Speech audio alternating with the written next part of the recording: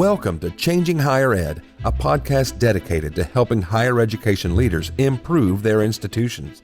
With your host, Dr. Drumm McNaughton, CEO of The Change Leader, a consultancy that helps higher ed leaders holistically transform their institutions. Learn more at changinghighered.com. And now, here's your host, Drumm McNaughton. Thank you, David. Our guest today is Kevin Grubb, Associate Vice Provost for Career and Professional Development at Villanova University.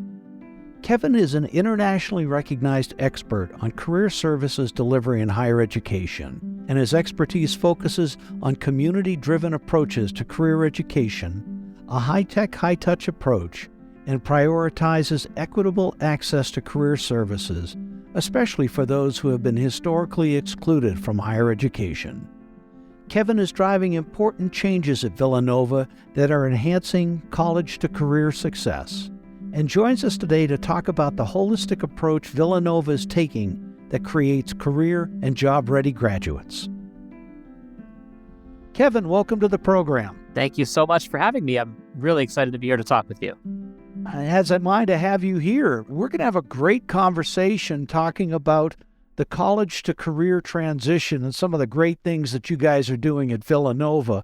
But before we get into that, please let our guests know a little bit about your background. How did you get here, and how did you become passionate about this subject? Oh, yeah. Thank you. I've certainly been interested in the success of individuals and making sure they have a life that is meaningful to them for a long time. Since my graduate school days, it was something that was interesting to me, and wound up working in career services in higher education while I was in graduate school, and was fortunate enough to get the chance to keep doing that as my first full-time role, and have just been able to evolve in this profession ever since. So right now, I am the Associate Vice Provost for Career and Professional Development at Villanova University, a position that I've held for quite a number of years, and I'm very honored to do it at an institution that really cares about developing people holistically and helping them succeed in their careers as well.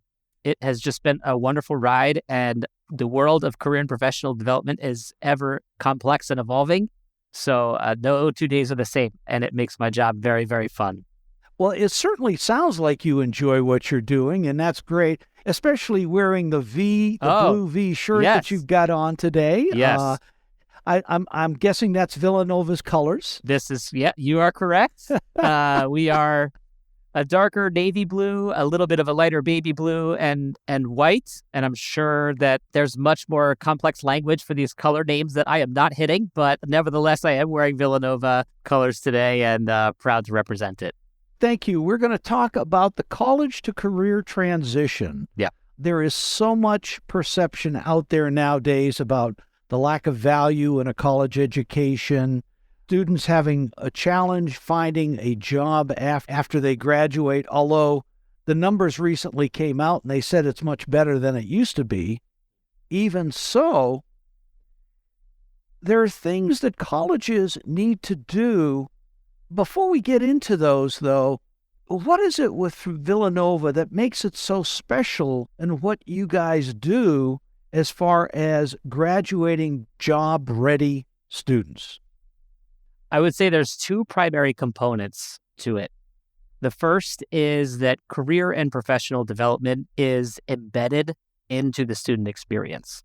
So it is not something that students solely have to wait to go get or find out about necessarily all the way on their own. It is part of the experience for students. So there's a culture of career preparedness and career readiness here.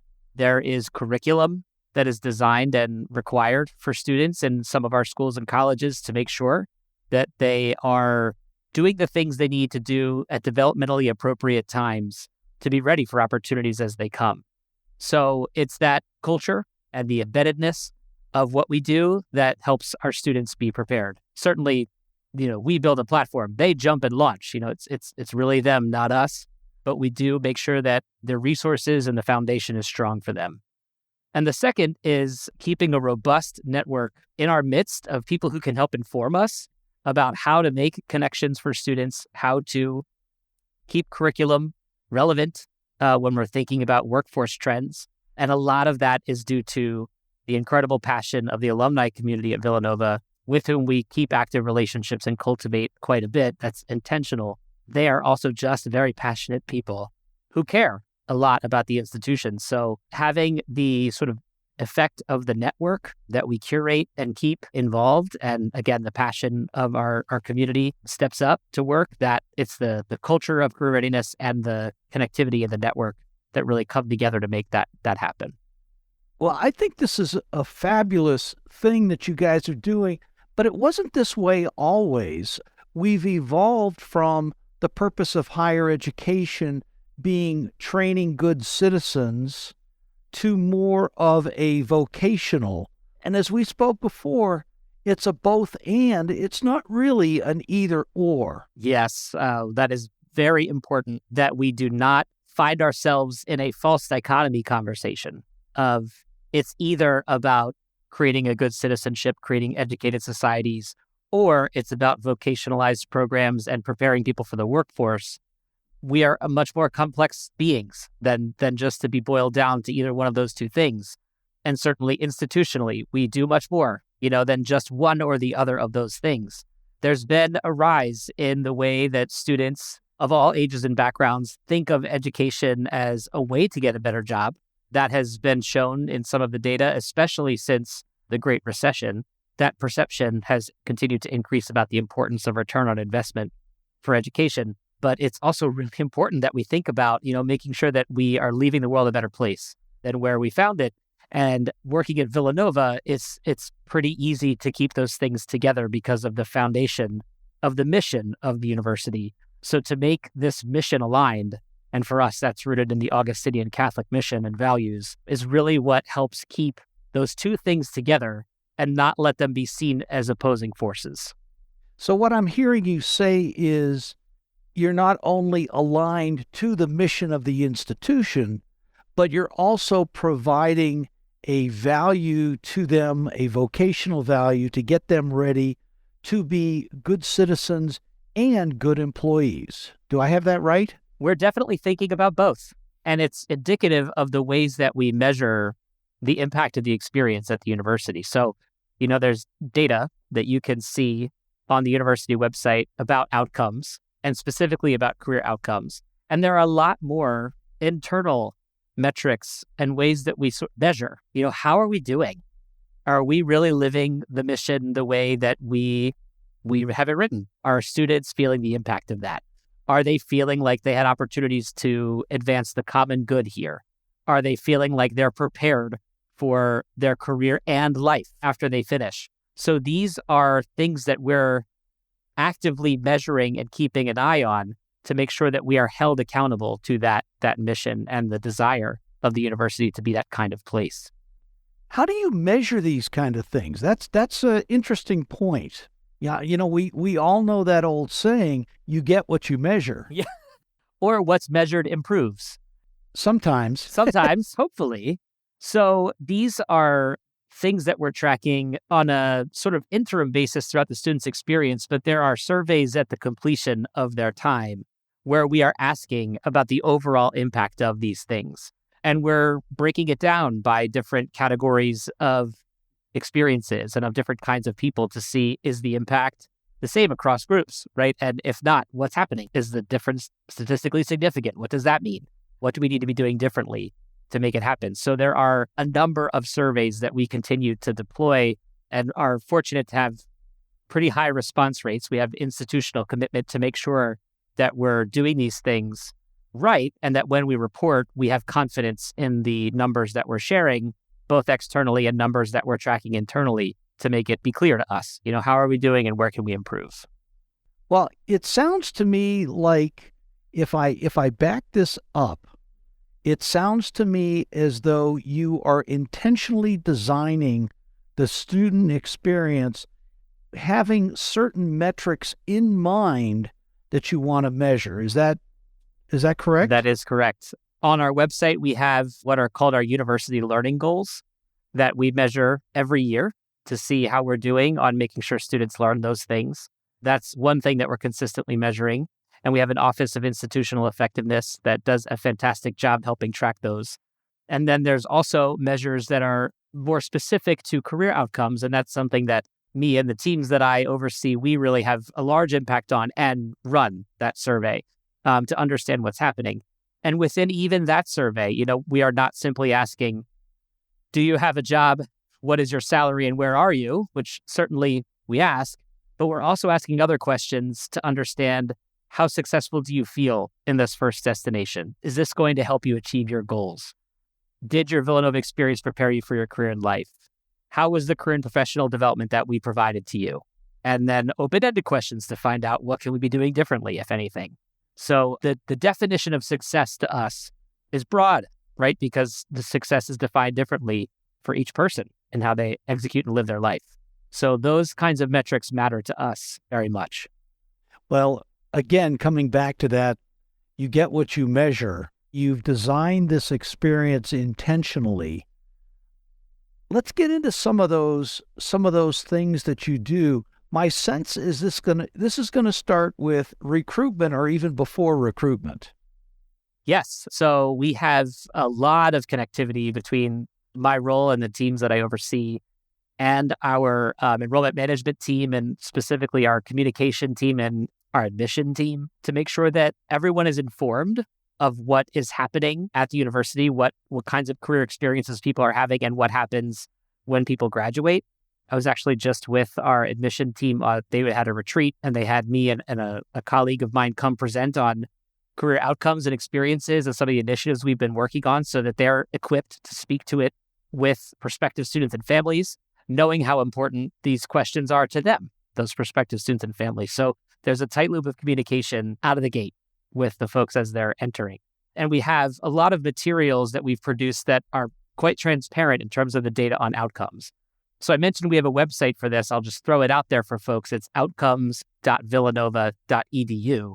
And that website has all of our career outcomes information for, I believe it's the past 5 years now, sortable and searchable. So you can see what the outcomes were like by college, by major. There's even a way you click further into our website. From a link there, you can find out specific employer names and locations of where our graduates have gone, so that this becomes then a way for prospective students and families to really understand what are some of the common pathways from Villanova, while also knowing that we might be carving a new one with someone when they enter here. So it's very much a part of the recruitment experience as well.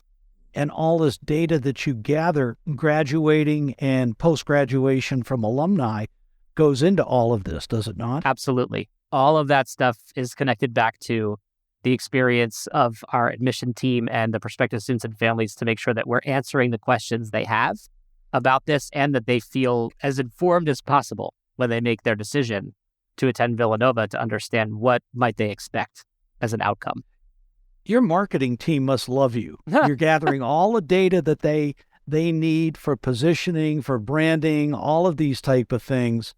They got to love you. Well, I hope they do. And as I'm sure some of them will be listening to this, they are an incredible team who really also helps challenge, my thinking too. So we create the best materials that support who Villanova is and the kind of folks that we hope will consider Villanova as their place to attend university. So, and again, they're wonderful too. If they love me, then I have to love them right back. No question.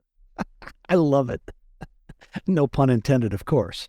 The other piece with this is, before we get into some of the things that you actually do in the program, is retention and making students stay, helping them stay in, giving them a roadmap for success, I imagine is very important as well. Absolutely. We definitely see career education and professional development as part of the student's experience, like I mentioned, and recognize that for students to feel like they are on a path or could see a path or are finding a path that feels meaningful to them, that's going to help them feel whole, feel motivated, feel, that there's a reason they're here, right? That's greater than the one class they attend, the one lunch they have, the one meeting they go to, that it's all tied to something, more significant of the arc of their life.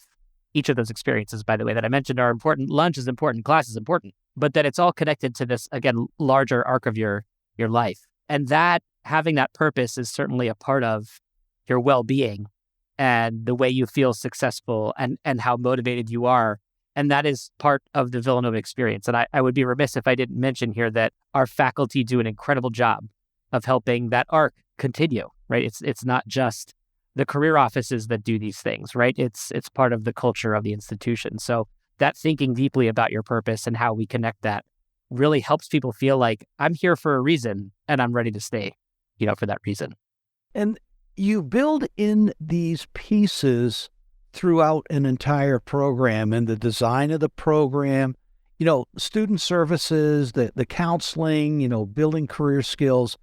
It's got to be a team effort. It's got to be approached holistically. Yes, it is a huge team effort, huge. And the idea is that the sum is greater than just its parts, the whole of its parts. So, the more we are working in unison together, the better the experience is for students and the more impactful it is. So it is absolutely a team effort of not only the career and professional development teams, but our faculty, our staff colleagues in other departments on campus to whom students are asking them lots of career questions. We just hosted in our Career Center a presentation on the outcomes of Villanova students to some of the leadership of our Student Life Division who do incredible work with our students and get lots of questions at lots of hours of the day about this stuff. So we want to make sure that we're helping them, with information that might inform them and that we're hearing from them.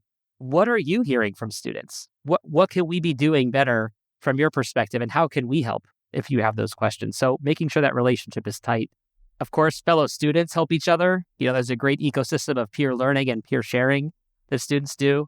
Our alumni, even our parents and families who get involved in the university, they do a lot to support us. So yes, it is very much a team effort to make sure that we are serving our students at the scale and with the level of personalization that they hope to experience.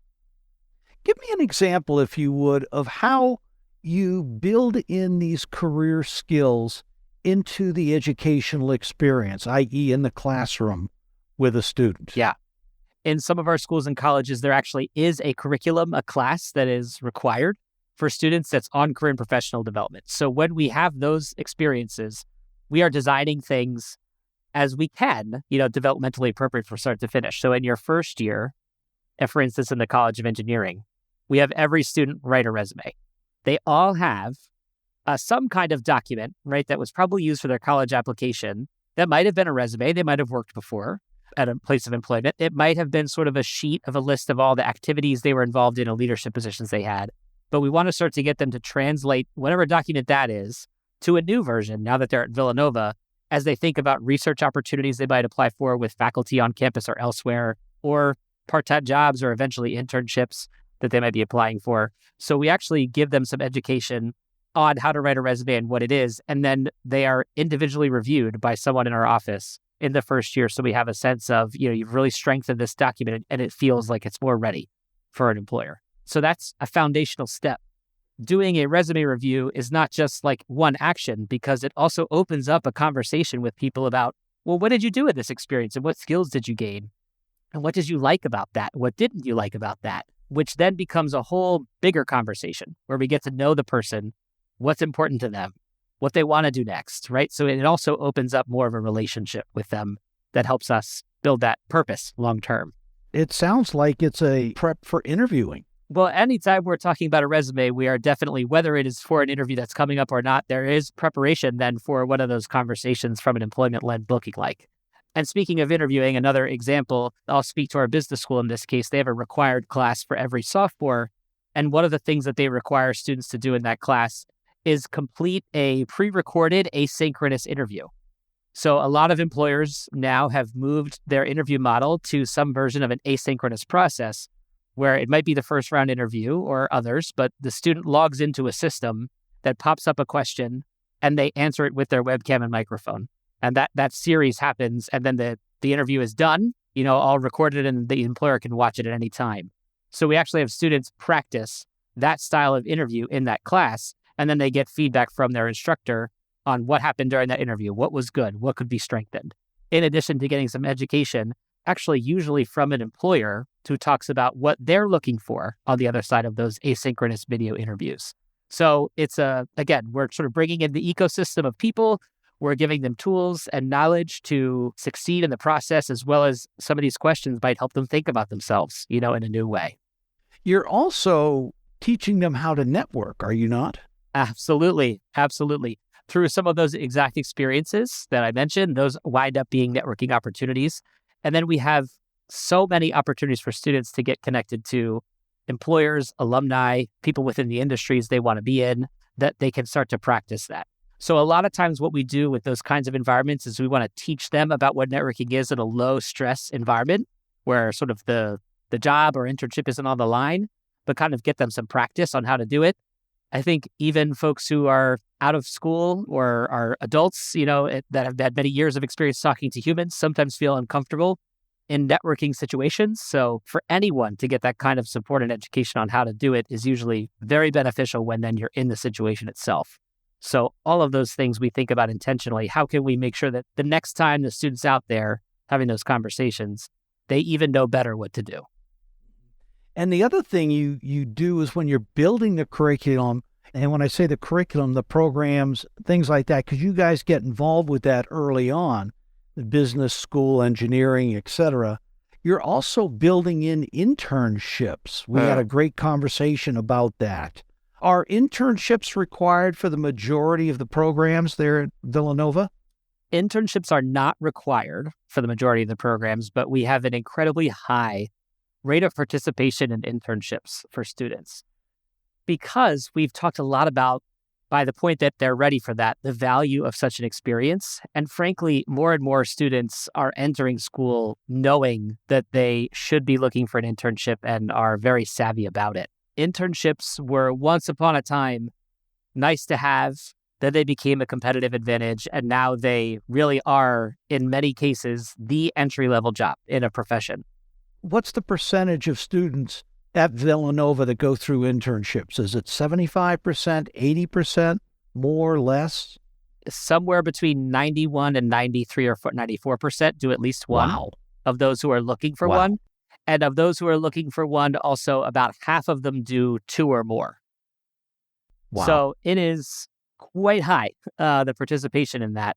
And we know it's important. We know it's a place where they gain practical experience, make connections, learn. That kind of experiential learning matters a lot in addition to them making connections. So the rate of participation in internships is extremely high here.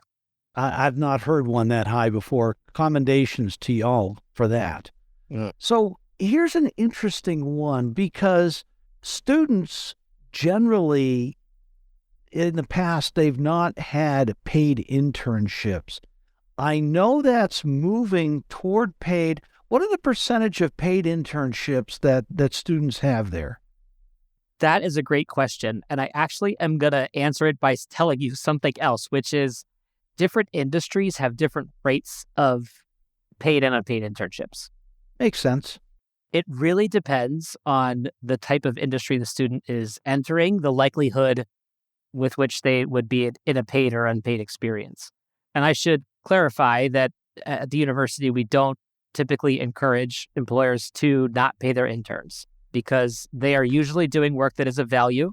They are advancing the business or organization where you are, and it is a tricky subject. You will also get a way better application pool when you pay your interns. So from an equity perspective, from a volume of applicant perspective, it's much better to pay. That said, we recognize not every organization may be in the space where they can. And really for us, when we advise an employer or a student about entering such a thing as an unpaid internship, what we really want to talk about is who's primarily benefiting from this experience. And it should be hopefully the student in that experience. And for the student, it should be, let's make sure that you're going to learn something from this so that you walk away with value for your application to whatever might be next after this. That goes on to that resume that you started in your freshman year. Exactly. So just curious, do you train people or help them understand the various skills they're gaining as they're going through their courses and their internships? Yes. And in an environment where more organizations are thinking about skills-based hiring, that is very important for us to be mindful of. So as they are reflecting on what they're learning, it's important to sort of pull out and articulate those skills. One of the ways that we do that most frequently is when a student is talking with us about the type of opportunity they might want to pursue. We'll take a look at that job description with them and analyze it and say, what are the skills that this position most likely needs to succeed? That could come from the qualification section, or it can come from the description of what that person is expected to do. And then we actually break down, so where might you have learned those skills, right? It could be from courses and group projects. It could be from an internship. It could be from a research experience. It could be that you were engaging in, intercultural communication while you were studying abroad. So we think about with students, how do we dissect that and then put it into context that might be very relevant to them, so then they know how to highlight those things to make it shine. So we're absolutely talking about that. We have a subscription to LinkedIn Learning at the university for all students, undergraduate and graduate. So if there are skills that they feel like they need to learn to maybe get that one extra, set of skill that was brand new, or the employer is now saying we're using this coding language, they could go on to LinkedIn Learning and hopefully get some upskilling quite quickly at no cost. So they'll become an even more competitive applicant for that opportunity. So with all these things, kind of summing it up, it's a holistic approach to making sure students are not only good citizens when they graduate, but they also have job skills. It's a both and. Making sure that they feel ready to succeed in the environments that they're going to enter. And also, again, that Augustinian Catholic mission, that they are contributing to the common good, that they are holistically supported, that we look at the development of the whole person. If you had one thing you could change about your program to make it better, what would it be? That is a great question. I think I'd love to see a great way for us to continue the cultivation of mentoring relationships among students to each other and among alumni to students. We have systems and support to do those things. And often when we strike the right chord and find the right match, that kind of relationship can be transformative. It requires both parties to be ready to commit to something significant, but it really does make a big impact when we can have people learn both ways, right? The mentor and the mentee, the mentor maybe helping the mentee feel guided in some way, but also the mentee teaching the mentor something too. So elevating that and having more people be able to participate in that kind of enriching relationship would be something that I'd love to see more of. Yeah. One thing, if I may interject, I just recently interviewed Madeline Atkins from Lucy Cavendish College from the University of Cambridge. They have upped their recruiting to 90% from public institutions, which is just amazing for a place like Cambridge. One of the things that they do, which may be of interest to you guys, they have their orientation week where students come, but then for the folks that are coming in that need it, they have another week ahead of that helps with belonging. It helps with making sure students are ready for the college level. It was really a fascinating way of doing things, and I thought about it from the U.S. perspective. Yes, it's more time that you have to invest into that student, but it really helps them feel that they belong here, especially important for first-gen students, things along those lines. I mean, the stories we could both tell about this are just, I'm sure, just amazing. Yeah. But it may be something that really helps with this, and instead of having to, you could actually start to introduce these concepts of resume. You could introduce the concepts of networking, all of these things before they even get into classes, so that everything can be reinforced and focused more on the learning and the student. I don't know if that would work or not, but, it seems to me. I'd love to comment on that if you wouldn't mind. Please. I have two thoughts on that. The first is something you just mentioned right at the end. Essentially, the idea of taking away the stress of the career part so you can really focus on the learning.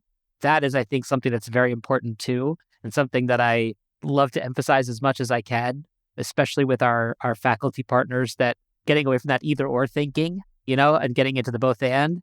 I do not want the career learning experience to be a distraction from what they're learning in the academic environment. And I also recognize how significant the stress can be for students to feel like they're going the right direction and that things are lining up for something when they finish in a way that's going to help them feel like they succeeded. And certainly for those who are first gen to feel like they're going to have enough potential income or status to feel like it was worth it to do sacrifice, this experience. So it's really important to remember that this doesn't have to come at the sacrifice of the learning experience. This actually can help relieve a stress that might make the learning more, they might be able to engage in it more, have more fun with it because they feel like this is covered. I know that I'm on a path and I have support. That could feel good. The second thing I'd mention about sort of starting this before they even get to classes is I would be very sensitive to that because I also know that I mentioned a lot of this generation of students are very motivated to find practical experience. They know about internships. They know the importance of these things holistically and at large. And it's also okay if they don't know it all. It's also okay if you just have fun. Fun? College fun? Come on, what a concept. Have fun. And even that summer after your first year, if you don't have an internship, most students don't. And that's okay. Have fun. So we're also trying to take some of the pressure off of the situation. And if we introduce some of these things too fast, too soon, it does make students feel like, oh no, I'm already behind. And that is something that we also want to sort of take some of the heat off of that so they can enjoy the experience and enjoy their lives. Sure. Well, makes perfect sense. Well, we are at the end of our time, which doesn't surprise me at all. This isn't. But if you would please, Kevin, share with us for the presidents and the boards 3 key takeaways about building a program like this. Yeah. I would say for each of your institutions, your culture is going to be slightly different. So the first one is to think about what's already working in your culture, think about where this might already have fertile ground to grow and fit it inside the culture of what your institution feels like. So if you're thinking about embedding something like this, again, think about where it has the ground to grow, because that will be important for you to feel like you're making progress and having success in this. This is context specific. The second is recognizing the importance of this subject to students, that it doesn't have to be an either or, and that to some degree, feeling like they're very strongly supported in this area can elevate their curiosity, can elevate their academic learning too. So making sure that this is a part of the experience can help it just take everything to the next level. And that's things that I see when students feel supported. They get to feel like there's a little more room for curiosity. And the third thing is, recognizing the external partners and community that you have and listening to them. There is a lot that has shifted about what is expected for a student to get a great job or land in a great graduate program or professional school after graduation. And to know what those expectations are is going to help you build something into the experience that will be timed right, be developmentally done right, so that students don't wind up missing something or getting to an interest sort of too late in the process, because some of these pipelines, they just start earlier now. So it's important to get that external perspective in things that you might build or do. Yeah, those are 3 great takeaways. Thank you, Kevin. What's next for you? What's next for Villanova? Well, we have some exciting things coming up in our area. We have a university strategic plan that has been underway for a while, and there's a lot that's happening on that front around specifically research infrastructure and our diversity, equity, inclusion goals, and career and professional development is part of the strategic plan as well. So there's a lot that we're working on in those areas. One thing that I'm excited about getting to do a little bit more of in the near future, we hope, is providing even more opportunities for education around financial wellness for students, recognizing the significance of that for them in knowing how to manage money. It's really, really important for their long-term life and career to be able to do that well. So that's something that I'm excited we're starting to dive into more. So stay tuned. That sounds great. Well, Kevin, thank you so much for being on the show. I really enjoyed our conversation. Look forward to chatting with you in the future. Take care. You too. Thanks for listening today, and a special thank you to Kevin Grubb, and for his sharing with us his thoughts on how to create career and job-ready graduates. Our next guest is Jeff Schauer, author of the recently released book, Inside the Liberal Arts, Critical Thinking and Citizenship. Liberal education is being called into question in today's push for STEM graduates, despite what employers say they want from graduates, i.e. AAC&U's study, which found what they want is ability to work in teams, critical thinking, and the ability to analyze and interpret data. There's a case to be made for liberal education, and Jeff will join us to talk about that and other things that will help presidents and provosts graduate career and job-ready graduates.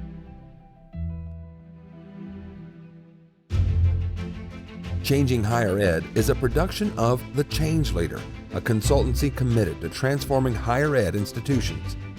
Find more information about this topic, along with show notes on this episode at changinghighered.com.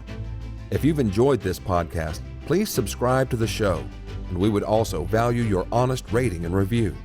Email any questions, comments, or recommendations for topics or guests to podcast@changinghighered.com.